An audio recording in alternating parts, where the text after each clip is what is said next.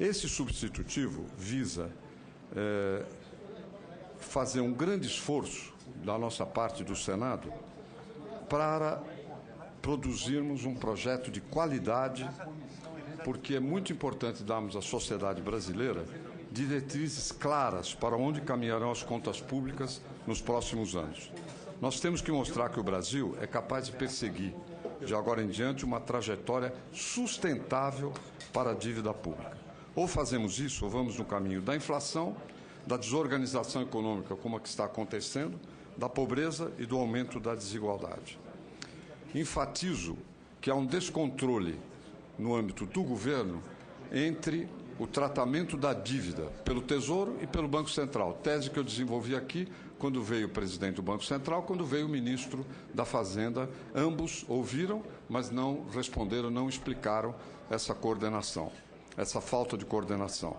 Mais ainda, chama atenção que nós temos que incluir na questão da dívida, da meta de dívida, a dívida bruta e a dívida líquida. Eu sei porque circularam dezenas de papéis de baixa qualidade, falando do projeto, que dizem que nós propusemos a substituição da dívida líquida pela dívida bruta. Não, os indicadores passam a ser dois, a dívida líquida e a dívida bruta. Agora, nós precisamos, na verdade, de parâmetros claros para um ajustamento fiscal, parâmetros que nos mostrem um horizonte de longo prazo, um horizonte factível e comprometido com ajuste de contas, correção de equívocos fiscais, transparência de todas as variáveis que interferem na questão fiscal e que passam batido. Me refiro, por exemplo, a questões como o impacto da taxa de juros nas finanças públicas. Quando o Banco Central toma uma decisão de aumentar juros, isso implica 15 bilhões a mais de despesas fiscais. Quando resolve emitir operações de swaps para segurar o câmbio e não mexer no nível de reservas, que é de 370 bilhões, isso tem implicações fiscais. Os juros 50 bi, os swaps, nada mais, nada menos que 120 bi, que são 4 vezes o Bolsa Família. Então, nós temos que ter um mecanismo que realmente permita que a sociedade, através do Senado, tenha conhecimento e controle esse processo. Quero dizer o seguinte, nenhum dos panfletos e textos que andaram circulando menciona isso, porque ou os autores não leram ou porque são de má fé.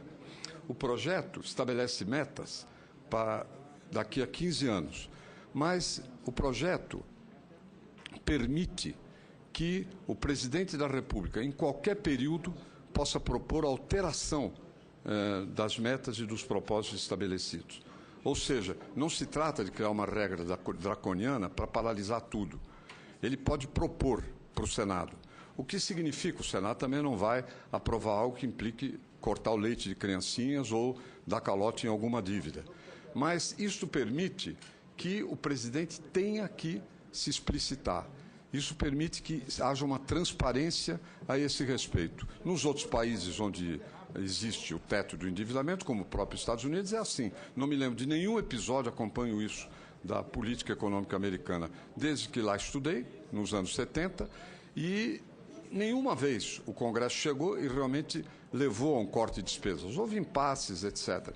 Mas isso faz com que a questão da dívida e do endividamento fique transparente, o que é algo fundamental e o que nós perseguimos com esse projeto. A flexibilização existe quando o presidente pode pedir alteração, a flexibilização existe no sentido de que quando a taxa de crescimento da economia é inferior a 1%, este ano não conta, ou seja, passa a ser 16 anos, porque é evidente que uma queda do PIB torna as contas fiscais mais tortas, mas de maneira temporária, porque cai a arrecadação, o gasto se mantém, os déficits aumentam, os gastos são muito mais rígidos, não se pode aplicar o processo gradual num contexto como esse. Mas ainda se reconhece que nos próximos anos haverá um calombo na questão do endividamento. A dívida vai crescer, meu caro senador Flecha, a dívida vai crescer, os indicadores, inclusive dívida sobre receita, líquida e bruta, até 2017. Por quê? Pelo arrasto, pelo efeito de encadeamento do que vem do período recente e dessa situação de grande descontrole fiscal que, na percepção dos agentes econômicos, está provocando um verdadeiro desastre na economia brasileira em matéria de afastar investimentos, em matéria de gerar insegurança e tudo mais. O que nós queremos oferecer é o contrário disso. Quero dizer que nós estamos também cumprindo um preceito constitucional que, aliás, na Constituinte, foi de minha autoria, como, de resto, boa parte das questões de natureza econômico-financeira que estão no texto. A Constituição, no artigo 52, inciso 6, estipula como competência privativa do Senado fixar, por proposta do Presidente da República, limites globais para o montante da dívida consolidada da União, dos Estados, do Distrito Federal e dos municípios. No caso de Estados e municípios, se cumpre. Existe, o Senado aprovou a resolução nessa direção. Inclusive, prefeitos e governadores têm que enfrentar essa situação permanentemente. No plano federal, isto ficou ausente. Nós estamos apenas fazendo uma proposta que preenche um requisito constitucional importante, afora a recomendação também explícita da Lei de Responsabilidade Fiscal nessa direção. Agora, quero dizer também que nós promovemos reuniões da nossa iniciativa com a Secretaria do Tesouro, chamamos assessores, ou, enfim, incluímos assessores do senador Lindbergh, do senador Delcídio. Eu mesmo, a pedido do ministro da Fazenda, conversei com ele a esse respeito. Recolhemos contribuições boas do Tesouro.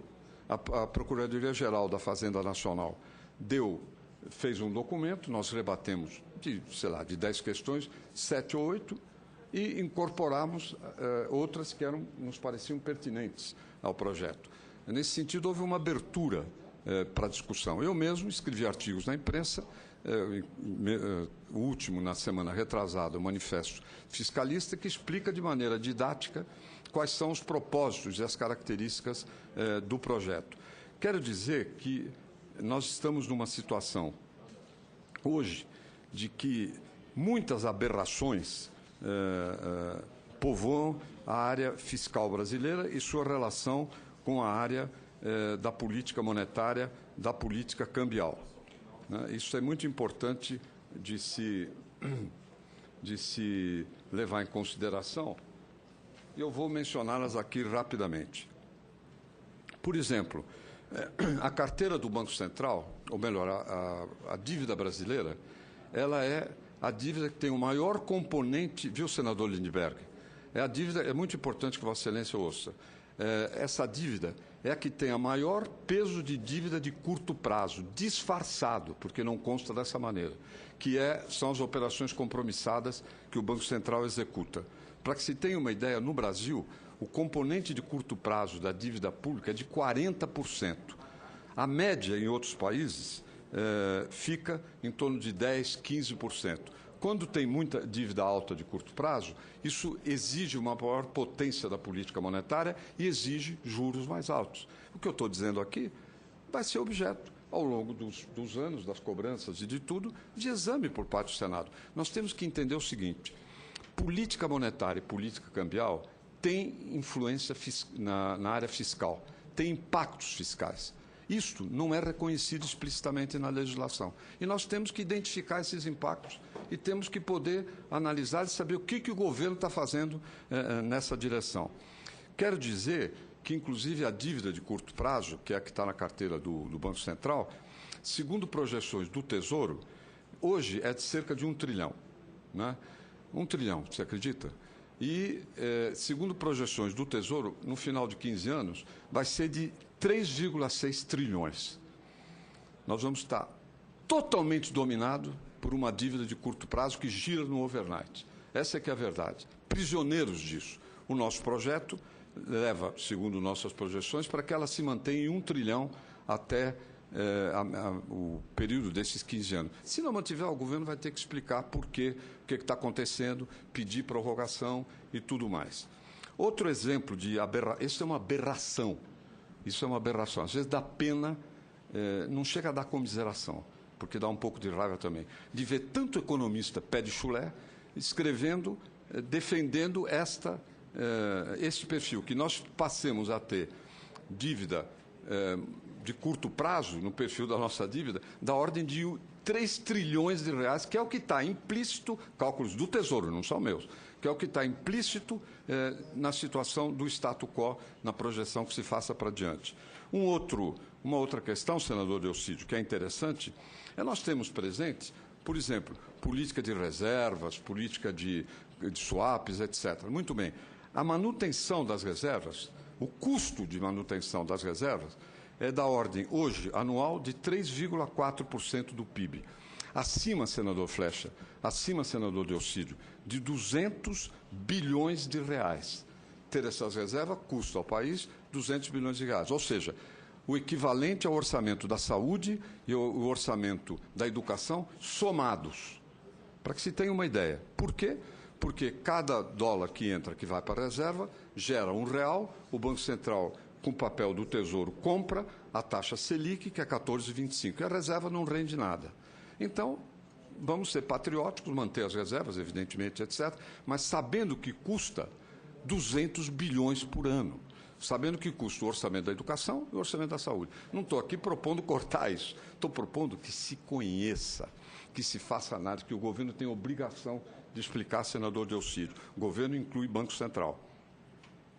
Outra aberração, eu já falei, essas brincadeiras de juros, depois que a presidente Dilma foi eleita, mesmo antes de tomar posse no segundo mandato, custaram ao país, anualizados, cerca de 50 bilhões de reais, metade do orçamento, mais ou menos, médio da educação e da saúde. Quero dar um dado, senador Lindbergh, muito importante, que é a questão do custo implícito da dívida líquida. Se os senadores acham, ou algum senador achar, que o custo de giro dessa dívida, os serviços que ela gera, são da ordem de 14,25%, que é a taxa Selic, está equivocado. O custo, senador Flecha, o juro de verdade da dívida líquida é de 30% ao ano. 30%. Não o juro da Selic é 14,3%. Eu pego o que se gasta como pagamento de juros e divido pela dívida. Né? Então, a proporção dá da ordem de 30%. Uma coisa louca, maluca, que nós estamos metidos. Vocês vão dizer, mas por que isso? Por exemplo, o caso de reservas e o caso das operações compromissadas. Na verdade, as reservas rendem tão pouco que o prejuízo é tamanho que nós temos que emitir papéis num custo, ou seja, temos que gerar um custo que eleva muito, porque a dívida é líquida. Então, eu tenho que ver quanto eu ganho quanto eu pago com um e quanto eu ganho com as reservas. Essa diferença vai se acumular para ser financiada. Então, um custo da ordem de 30%, eu não sei se você tem consciência do que isso significa. Né? Isso não é usura, mas isso é... São Tomás, que condenava a usura, teria provavelmente uma síncope, se fosse atualizado, se sua alma fosse atualizada nessa matéria. Agora, outra história que eu já mencionei, as operações de swaps, tem instabilidade política, insegurança por causa da questão fiscal e há uma especulação em cima do dólar. Não há base econômica, não há motivo econômico para o dólar ter subido, não há. Porque a balança comercial tem melhorado graças à recessão, por um lado. Por outro, tem esse nível de reserva que custa tudo isso. Então, não há problema de balanço de pagamentos que pudesse levar a aumentar o preço do dólar. No entanto, o dólar aumenta pela insegurança quanto ao futuro, inclusive não só política, mas também quanto à questão fiscal, as duas coisas entrelaçadas. E aí o governo vem e emite swaps. Podia usar reservas, ou podia deixar flutuar, o regime de câmbio flutuante. Mas, enfim, ele prefere evitar perdas para a área privada. Ele gastou 120 bi de swaps. Está defendendo empresas que teriam perdido porque operam em dólar. No máximo a metade. Para a outra metade está dando a proteção que outros não têm quanto à desvalorização cambial. Poderia optar e todo o ganho ser do governo, ou seja, da coletividade, mas prefere dar a colher de chá para o setor privado. Eu sou a favor que possa se defender as empresas, muitas que operam em dólar, têm que ter um instrumento de defesa com relação ao futuro. Mas metade não é, metade é pura especulação em torno disso. Agora, especulação, não estou nem dando um caráter valorativo. Simplesmente, olha, isso aqui é um bom negócio. O dólar vai subir mais, nós compramos o dólar a futuro e o governo paga a diferença. E está pagando. Isso custou 120 bilhões, que é 4 vezes a Bolsa Família. Eu estou propondo aqui a liquidação? Não. Eu não estou propondo liquidar e mudar todo o sistema. Eu estou propondo a transparência. Essa é a essência do assunto, senador Lindbergh. Transparência.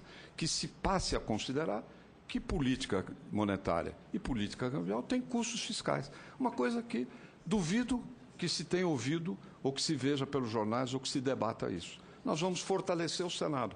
Padrão Estados Unidos? Sim, padrão Estados Unidos. Tem gente que se opõe porque diz, não, Serra pensa que aqui é Estados Unidos. Não, eu quero que caminhemos para um regime de austeridade fiscal e de metas a longo prazo que deem mais estabilidade a curto prazo. O grande beneficiário desse projeto seria o atual governo ou o governo que vier, porque isto sinaliza para o futuro, isso dá uma âncora para o futuro, e não ficaríamos tão nas mãos dessa de meia dúzia de agências de risco, às vezes com economistas de qualidade duvidosa, atuando de maneira procíclica, ou seja, se tudo vai mal, piora.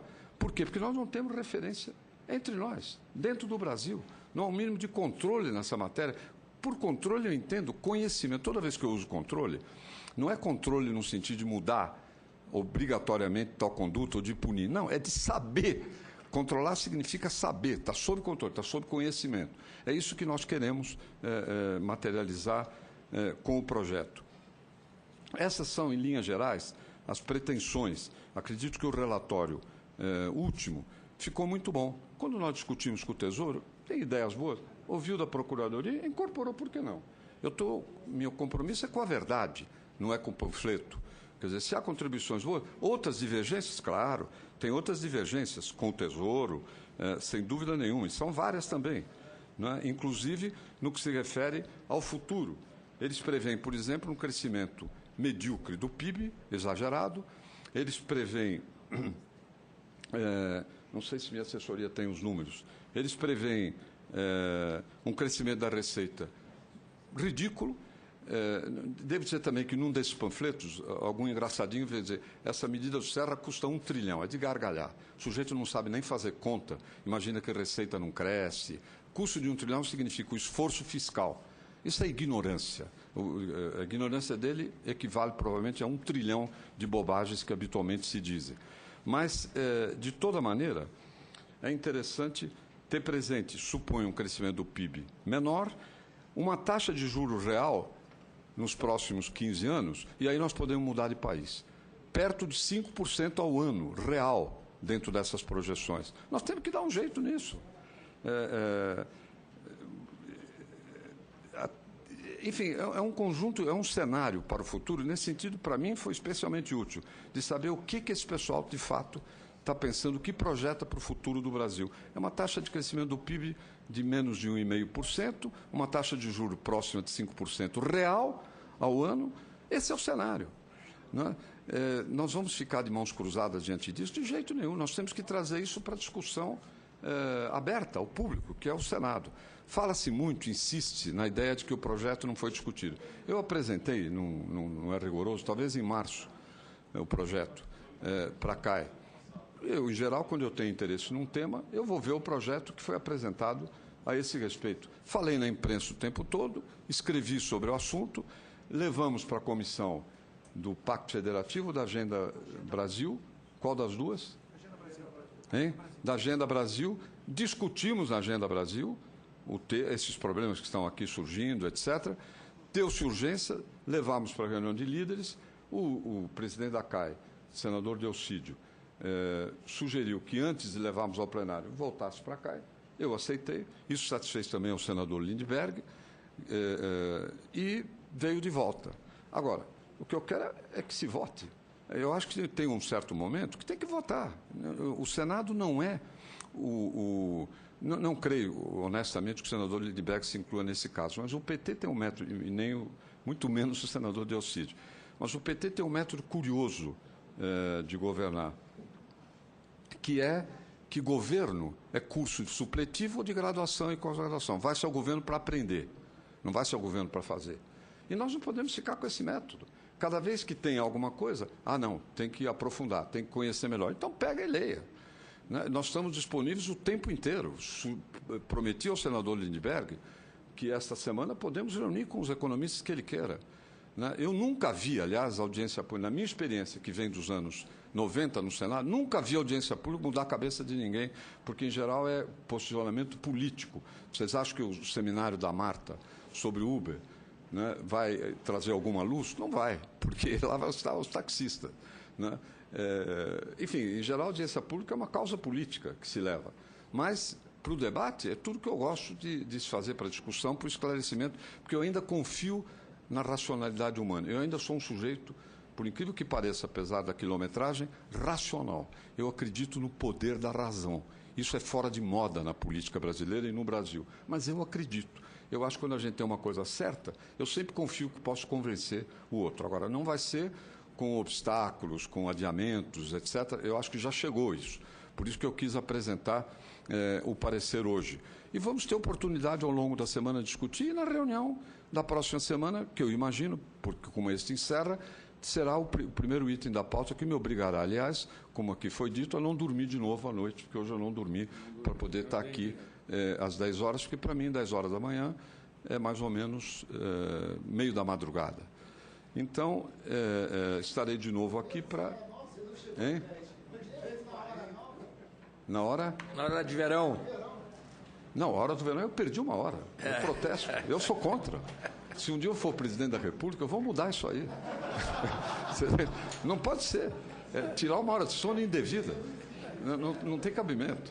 Agora, com base nisso tudo, em face do exposto, manifestamos pela aprovação da emenda número 1 de plenário ao PRS 84/2007, nos termos da subemenda que eu apresento aqui.